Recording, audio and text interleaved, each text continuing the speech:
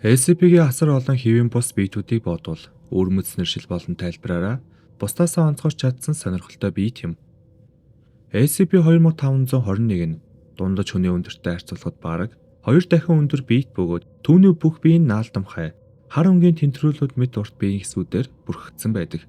Гэхдээ эдгээр нь түүний жинхэнэ бүтцөө эсвэл зүгээр л гадуурх бүрхүүлөө гэдэг нь одоо хүртэл тодорхойгүй хэвээр байна. Одоогийн байдлаар 2521-ийг ямар ч байдлаар хорих боломжгүй. Учир нь тэрээр хан хаалга зэрэг бүссэн объектуудаар нэвтлэн гарч чаддаг.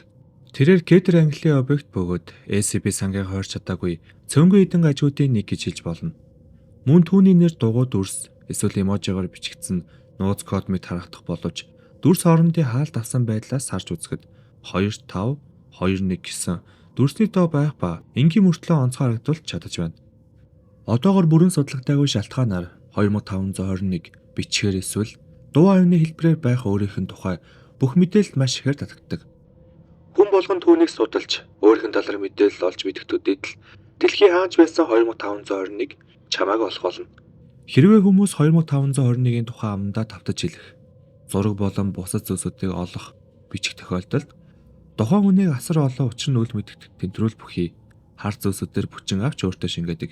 Гэвч энэ үйлдэлүүд нь хүнийг устгах, алах, тамлах биш. Харин хайрлах, халамжлах гэсэн маягаар мэдэгдэх хэмээн SCP байгууллага мэдгдсэн байдаг. Уран зохиолын Please Say My Name нэртэй өгүүлэгт SCP-2521 нь илүү өрөвдмөр сэтгэл хөдлөхөн дүр болгон төрөлхтсөн байсан нь үүнтэй холбоотой байж болох юм. Түүний гарал үүслийг SCP байгууллага болон бусад хүмүүс мэдэхгүй байж болох ч тэр ч өөрийнхөө жинхэнэ нэр, хаанаас ирсэн, яг юу болох талаар тодорхой мэдээлэлгүй байдаг. Энэ бүх зүйлээс болж тэрээр маш их гонигддаг. Хүмүүс түүний байгаа байдал, хэлбэр дүрснээс нь болоод айдагч.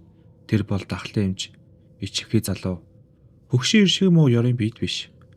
Зүгээр л өөрийгөө олох гэж яваа хөрхөлт амьтан хэмээн цөөнгүй хүмүүс өмөр хүн гайстай байдаг. Мөн хүнтэй адилхан сэтгэл хөдлөлтэй, хүний яриаг ойлгож хүлээн авч чаддаг боловч түүний сул тал нь зураг, тэмдэг, график зэрэг үгэн бос мэдээлэл төрөлддөг. Иймээс түүний талаарх бүх мэдээлэл зөвхөн зураг, дүрс, тэмдэг буюу идеограмм, эможи хэлбэрээр бүртгэгдсэн байдаг.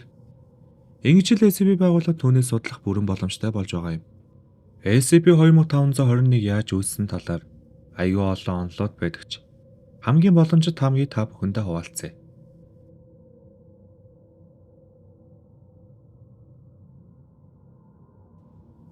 2521 нь анхдагч байдлаар SCP-1346-ээс гаралтай байж болцсошгүй гэсэн онол байдаг. SCP-1346 бол үл мэдэгдэх компани зөөрийн давхарт байрлах хонгил бөгөөд эхэндээ энгийн мэт харагддаг хаалга юм. Гэхдээ хонглын төгсгөлд SCP-1346 нэг гэж нэрлэгдсэн хаалга нь харах хуй, эвдэрч нурсан байдалтай байдаг юм. Хүн ойрцноор бүх цахилгаан төхөөрөмжөд ажиллагаа болж ямар ч дуу намжаагч эсвэл хамгаалтын хэрэгсэлтэй байсан ч тасралтгүй гэсэн чимээ болон механик дуу сонсогдож эхэлдэг. Хүмүүс хаалганд ойртох тусам асар хүчтэй айц давтаж цааш алхахаас айн буцдаг юм. Хонглоос гаргамж айц нь огцом айрладагч зарим тохиолдолд сэтгэл зүйн хүнд гэмтэл үлддэг. SCP байгууллах хэд хэдэн бүтлгүй орлогын дараа SCP-3031 нэртэй ховор сэтгцэн эмгэгтэй англи ажилтныг илгээсэн бөгөөд ерөнхийдөө бол тэр хүн айц огт мэдэрч чаддаггүй. Англи ажилтаа хаалга руу алхахад айц огт мэдрээгүй боловч яг хаалганы өмнө хүрэх үед асар хүчтэй сэтгцэн уналт болж ухаан алдсан бөгөөд түүний зөөсөн цахилгаантай үзүүж ажиллаж түүнийг сэрээсэн юм. Анх удаага тэр аимшигтай хаалганы цаана юу байгааг 3031 англи ажилтаа орж үтсэн бөгөөд тэр хүн хизээж бодож ирээгүй. Олон удаа төхөөрөмжөө тэр хаалганы эргэн тойрныг шалгасан ч юу ч байсангүй. Харин хэсэг хугацааны дараа хаалганы завсраар гараар бичсэн захиа байгааг олж мэдэв. Захианда тэрээр энэ өрөө яг үнэндээ зүгээр шорон байна. Харин энэ цаасан дээр бичих боломжгүй биет байна. Би энд орж ирснээрээ өөрийгөө золиослсон. Тэр биетийг саандгүй байдлаар чөлөөлж өглөө. Хамгийн гол нь захианд тэр биетийн дүр төрхийг бичээгүй. Учир нь бичгэл юм бол тэр биет мэдэж аваад захиаг авах болно гэж үзэхэд 2521 байх өндөр магадaltaй болж байна. Мөн захианы төгсгөлд амжилт хүсье. Үүнийг дахин хорих амаргүй байх болно хэмээсэн. Угаасаа SCP байгууллага түүнийг үнэхээр л торч чадахгүй байгаа юм. Английн ажилтныг тусгаарсан өрөөнд оруулсан. Түүнд SCP-2521-ийн талаарх зураг, схем харуулж Дараа нь бичгээр дүрслэх даалгавар өгсөн. Ажилтан бичиж дуусмагц гэнтэл 2521 гарч ирсэн. Тэрээр зураг схемд бүх анхаарлаа хандуулж авахыг хүсэж буй нь харагдсан. Ди Английн ажилтан айсандаа мэдээлэл өгсөн бөгөөд SCP-2521 түүний гэмтэлгүй орхиж явсан. Нөхцөл нь ижил байсан ч энэ удаад Ди Английн ажилтан зураг схемүүдийг амаа яриагаар төсөлсөн. SCP-2521 шууд харж ирэв. Гэхдээ авч явах ганцхан зүйл байсан тул Ди Английн ажилтныг авч явсан.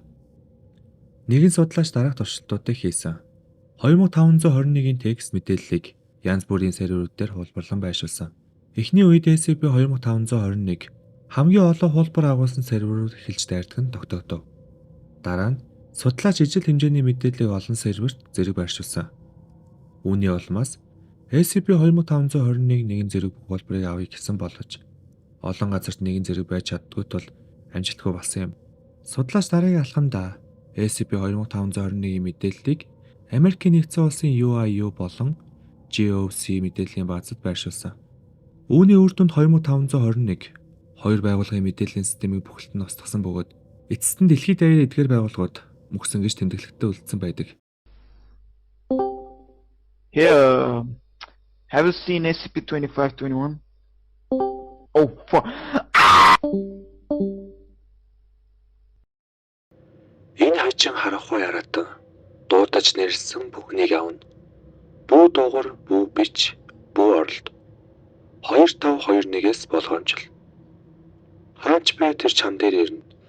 Хамгаалж чадахгүй, зогтох зам үгүй. Хичээсэн ч чи түүнээс гарч чадахгүй. 2521-ээс болгоомжил. Намайг аваад явчихгүй гэж найдаа. Эргүүлж ороо намайг тэрвэрэд. Бүх зүйл дууссан бөгөөд би хожимдсан байж ч мэднэ. 2521-ээс болгоомжил. SCP сангийн ангиллууд дотроос кедр гэдэг нь хамгийн өндөр эрсдэлтэй, хяналтанд байлгахад хамгийн хэцүү төрлийн объектуудын ангилал юм. Хүн төрөлхтөнд эсвэл дэлхийд асар том охирлол учруулж болцсошгүй зүйлүүд. SCP сангийн бүх хамгаалалт, тусгай хяналтын арга хэмжээ авсан ч гэсэн амархан зөрчиж гараад явчих эрсдэлтэй. Шинжлэх ухааны төвшөнд баран бүрэн тайлбарлахад хэцүү, эсвэл бараг боломжгүй зүйлүүд. Үүн дотор SCP-682 бөхшгөө бараг бүхний үзий хаддаг авраг хөрвөл, SCP-106 өндөр настай хүн шиг харагддаг аимшигтай байвтай. Кедр ангил гэдэг нь ерөнхийдөө бол устгах чадахгүй. Тогтоо барихад тасар хэцүү аимшигтай амьтдуудыг хэлнэ.